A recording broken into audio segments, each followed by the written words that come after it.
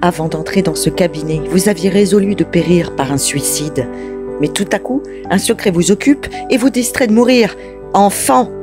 Chacun de vos jours ne vous offrira-t-il pas une énigme plus intéressante que celle-ci? Écoutez-moi.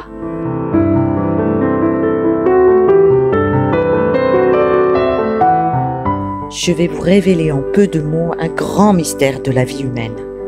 L'homme s'épuise par 2 actes instinctivement accomplis qui tarissent les sources de son existence. 2 verbes expriment toutes les formes que prennent ces 2 causes de mort, vouloir et pouvoir. Entre ces 2 termes de l'action humaine, il est une autre formule dont s'emparent les sages, et c'est à elle que je dois le bonheur et la longévité. Vouloir nous brûle et pouvoir nous détruit, mais savoir laisse notre faible organisation dans un perpétuel état de calme.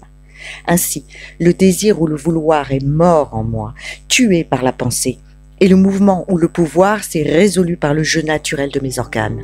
En 2 mots, j'ai placé ma vie non dans le cœur qui se brise, non dans les sens qui s'émoussent, mais dans le cerveau qui ne s'use pas et survit à tout.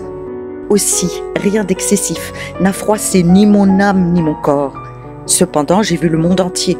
J'ai tout obtenu parce que j'ai tout su dédaigner. Ma seule ambition a été de voir, car voir, c'est savoir. Oh, savoir, jeune homme, n'est-ce pas jouir intuitivement? N'est-ce pas découvrir la substance même du fait et s'en emparer essentiellement? Que reste-t-il d'une possession matérielle? Rien qu'une idée. La pensée est la clé de tous les trésors.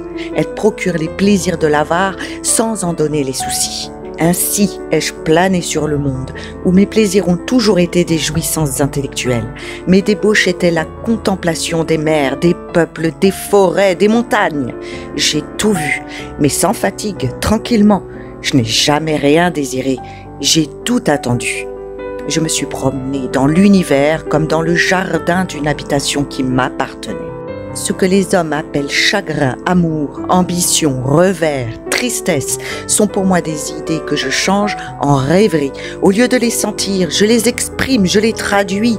Et au lieu de leur laisser dévorer ma vie, je les dramatise, je les développe. Je m'en amuse comme de romans que je lirais par une vision intérieure. N'ayant point forcé mes organes, je jouis encore d'une santé robuste. Et mon âme, ayant hérité de toute la force dont je n'abusais pas, cette tête est encore mieux meublée que mes magasins. Là, dit-il en se frappant le front, là sont les millions. Je passe des journées délicieuses en jetant un regard intelligent dans le passé. Ceci, dit-il d'une voix éclatante en montrant la peau de chagrin, est le pouvoir et le vouloir réunis. Ce sont vos désirs excessifs, vos intempérances, vos joies qui tuent, vos douleurs qui font trop vivre. Car le mal n'est peut-être qu'un violent plaisir. Qui sait à quel point la volupté devient un mal, et celui où le mal est encore la volupté? Les plus vives lumières du monde idéal caressent la vue, tandis que les plus douces ténèbres du monde physique la blessent.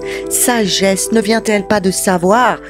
Et qu'est-ce que la folie, sinon l'excès d'un vouloir ou d'un pouvoir? Eh bien oui, je veux savoir, dit l'inconnu en saisissant la peau de chagrin.